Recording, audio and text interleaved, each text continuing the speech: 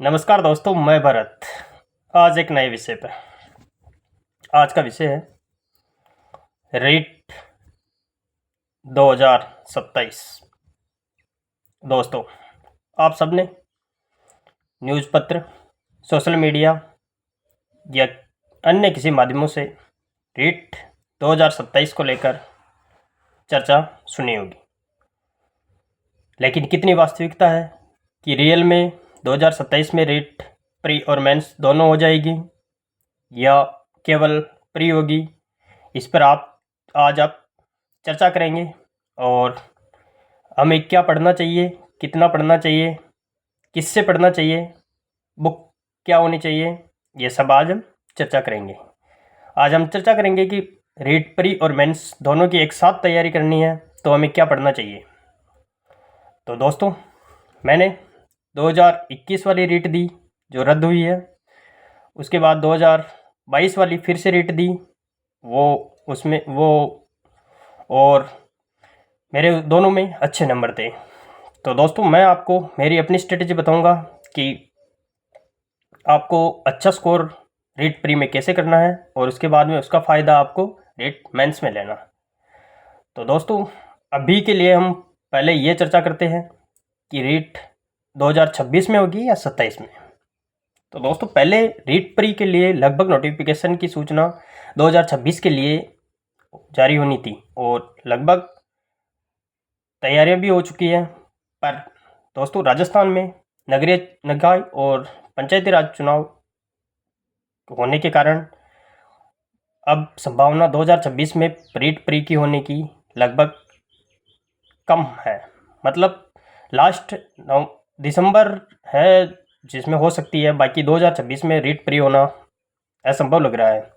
इसलिए दोस्तों, अभी आपके पास काफ़ी सारी टाइम है, पर्याप्त टाइम है। आप अपनी तैयारी को लगभग 2026 दिसंबर के अकॉर्डिंग जारी रखें, क्योंकि जनवरी 2027 के बाद में रीट प्री कभी भी हो सकती है और आपको एकदम से अगर नोटिफिकेशन आ गया तो आपको टाइम नहीं मिलेगा। इसलिए आप रीट प्री की तैयारी अभी से रेगुलर अच्छे से तैयार रखें और अपने आप को प्रिपेयर करते रहें, मॉक टेस्ट देते रहें।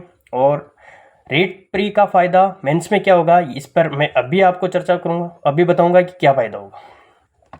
दोस्तों, अगर आप L2 साइंस मैथ से तो आपको सब्जेक्ट वाला साइंस और मैथ जो कि रीट प्री में 60 क्वेश्चन और 60 नंबर, प्री में 20 क्वेश्चन मैथ के और 10 क्वेश्चन टीचिंग मेथड मैथ वाले और 20 क्वेश्चन साइंस के और 10 क्वेश्चन साइंस के टीचर मेथड, यानी कि आपको सब्जेक्ट वाले प्रॉपर 40 क्वेश्चन देखने को मिलेंगे रीट प्री में।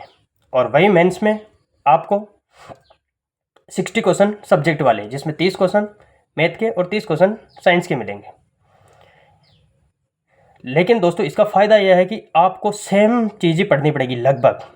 आपको मैं बताऊं कि आप 6 से लेकर 10 तक NCERT सफिशेंट दोनों के लिए, मैथ और साइंस के लिए। अगर आप पढ़ सकते हैं तो मैं आपको विश्वास दिला सकता हूं कि आपको लगभग प्री में 40 में से 35 क्वेश्चन और मेंस में 60 में से 55 क्वेश्चन आराम से आप अटेम्प्ट कर लोगे, अगर आपकी 6 से 10 तक की NCERT बिल्कुल कंप्लीट है तो, साइंस के लिए और मैथ के लिए, दोनों के लिए। और उसके अलावा आप साइकोलॉजी पढ़ोगे तो साइकोलॉजी में प्री में 30 क्वेश्चन आएंगे और मेंस में 10 क्वेश्चन का वेटेज है, तो वो आपको वहाँ पर फ़ायदा मिलेगा। और आप प्री के लिए जो टीचिंग मेथड पढ़ोगे वो वहाँ पर भी आपको टीचिंग मेथड काम में आएंगे, तो उसमें कुछ है ही नहीं। तो बस केवल मैं आपको इतना कहना चाहता हूँ कि L2 साइंस मैथ वालों के लिए प्री में और मेंस में थोड़ा फ़र्क है, तो वो है जीके का। तो दोस्तों, वैसे आप आज के समय में राजस्थान का हर विद्यार्थी किसी न किसी की तैयारी कर रहा है, तो उसमें राजस्थान जीके वैसे भी आना ही है, उसके अलावा उसमें कुछ भी नहीं है। मतलब आपको केवल ओनली फॉर स्टेट जीके पढ़ना। स्टेट जीके में आपको अपनी हिस्ट्री और कल्चर और ज्योग्राफी इसको मजबूत रखना। पॉलिटी का वैसे 1 या 2 क्वेश्चन आते हैं ज़्यादा से ज़्यादा और उनका वेटेज कम है, तो पॉलिटी को आप उतना ही टाइम दे जितना उसको ज़रूरत है, समझ। इसके अलावा आप बाकी कल्चर और अपने ज्योग्राफी और हिस्ट्री को फुल टाइम दें। इसके अलावा आपने जो नवाचार वगैरह नवाचारों पे पूरा ध्यान दें और करंट वगैरह पर अपनी पकड़ बनाए रखिए ताकि आपका पेपर अच्छा हो जाए। और दोस्तों, आप जितना अच्छा स्कोर प्री में करोगे उसका आपको फ़ायदा मेंस में प्रॉपर मिलेगा। आपको लग जाएगा कि आप अगर प्री अच्छा कर लिया आपने तो मेंस में आप बहुत अच्छा कर लोगे, मैं ये दावे के साथ कह सकता हूँ दोस्तों। तो अपने आप को प्रिपेयर करते रहें, मेहनत करते रहें।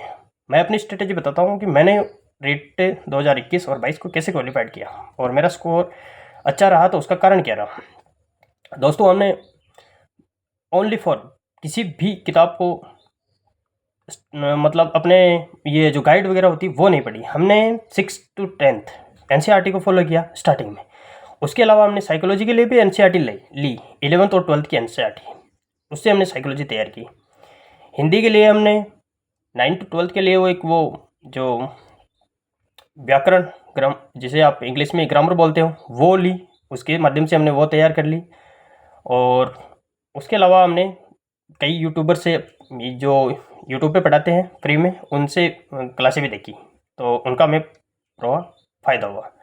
और संस्कृत के लिए भी हमने 9 to 12th वाली वही व्याकरण वाली ली और उसके अलावा हमने क्लासें देखी ताकि हमारा उसमें बढ़िया स्कोर रहा। इसका फ़ायदा हमें ये हुआ कि हमें मेंस में केवल और केवल जीके के लिए अपनी, और जीके वैसे भी हमने हल्का फुल्का तैयार कर रखा था, तो हमने जीके का पूरा फ़ायदा मिला दोस्तों, तो और हमारा क्लियर हुआ।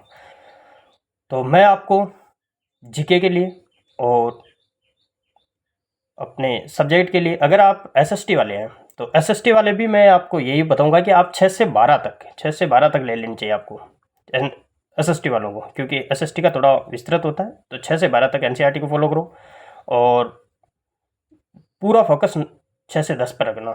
6 से 10 को आप बिल्कुल कंप्लीट रखो, तो उससे आपका हो जाएगा। इसके अलावा अगर लैंग्वेज वाले हैं तो लैंग्वेज वाले अपने अपनी लैंग्वेज की वही 6 से 12 तक सब्जेक्ट के लिए प्रिपेयर है, सब कंप्लीट है। सब्जेक्ट के अलावा आप नहीं, मतलब मैं ये नहीं कह रहा हूँ कि आप वहाँ से पढ़ो वहीं से पढ़ो। और उसके अलावा आपको अगर किसी टीचर से पढ़ना है तो मैं किसी का इंडिविजुअल नाम नहीं लूँगा, आपके हिसाब से आप काफ़ी सारी है जिससे आपको समझ में आ जाए वो आप पढ़ना, लेकिन अपने आप को तैयार कर लेना दोस्तों। तो मिलते हैं अगले वीडियो में एक नई जानकारी के साथ में। और अगर कुछ भी आपको पूछना हो तो मुझे अपनी जानकारी कमेंट बॉक्स में मैं आपको उसका जवाब दूंगा। थैंक यू, धन्यवाद।